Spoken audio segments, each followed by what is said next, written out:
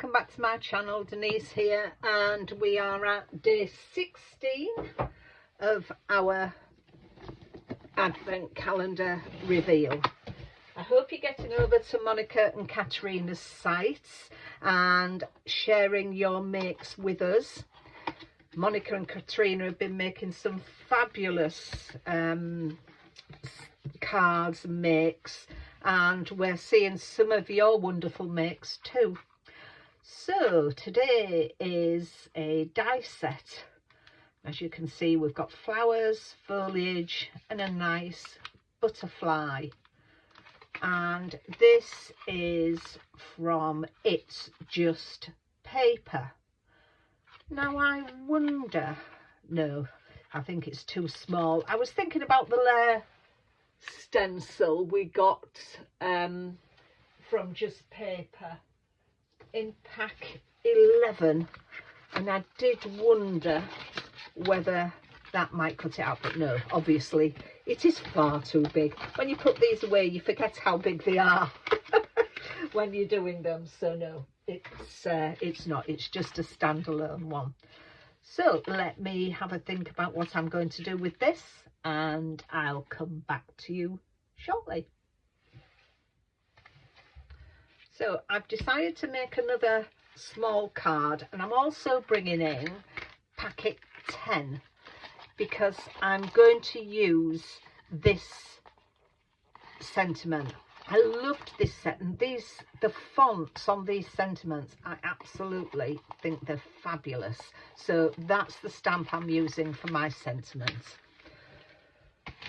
So first of all, what I did was, where have I put them? Here we are. Oh, excuse me, I'm still trying to recover from this cough I had in, well, I had a chest infection in November, and it's still hanging around. So I've cut a piece of card to fit my card front, and it's just roughly over 3 1/4 by 5 1/2. And the card, I've put some adhesive, double-sided adhesive on it, and then I've taken this die and I positioned my stamp where I wanted to put my sentiment, in the middle of there, and I drew around it. I just marked it in certain areas, and then went through cutting out randomly the flowers. Let me pop that back before I lose that, because I have lost one of the very tiny dies when I clean my craft room after all this card making, and before I start my new year.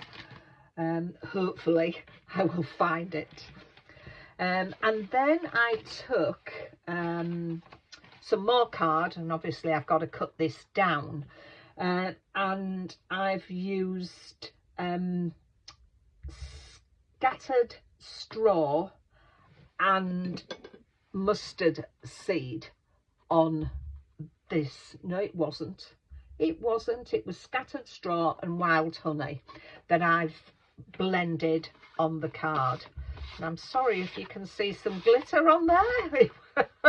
Tell you, my craft room's full of glitter. So what I intend to do, it's going to get even more glittery, is I'm going to bring in my Chloe's Sparkalicious glitter, and I'm going to remove the double-sided adhesive on here. Let's, hopefully it's not going to take me too long to get this release paper off. So here we are. Let's release this.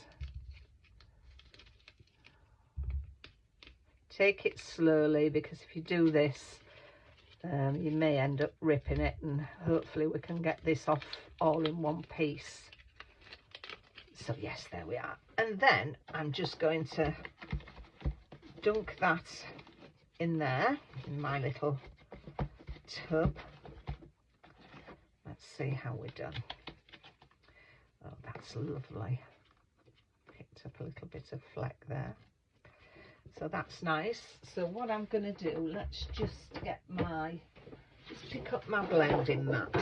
So I just want to get my release paper and just bed that down. So there we are. So that'll just help bed all that glitter in. And let me pop that on there and get that out the way. So then what I want to do is glue this straight onto here. So let's get that done. And I will use my, you obviously before you actually do that, make sure this card is dry. I coloured this up earlier, so it's had a long time to dry. So let's get this glued down. You can obviously put it on foam pads, raise it up. I just want to keep it, I've done more or less quite flat cards this year, mainly because of the posting. If I know who I'm giving them to and I'm going to be giving them by hand, then I've begun obviously using a bit more dimension. But postage here in the UK is absolutely astronomical in costs. It really is. So, and if you put dimension on it, goodness me, it goes sky high. So any card that I know I'm going to be putting in the post doesn't have a lot of dimension on it at all,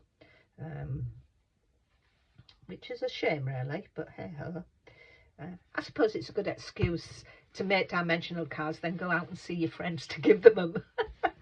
So good excuse for a coffee catch up. So here we are. Let's get this glued down onto here. Trying to get this at the edge if I can, so we're seeing no gaps, but we can always cut it down if need be. Always take off any elements. I don't think I can see anything in there, so I'm going to go away and cut that down. Well, I went to cut my card, came back, started crafting, and yes, I forgot to turn on the camera. So this is what I've got. I did cut the top level with the card because I wasn't going to have a border around, but when I put it down onto the card base, I didn't like it. So I went away and I got another piece of card and I edged round the edge with scattered straw. So I just inked the edge with scattered straw to match the inside of my flowers.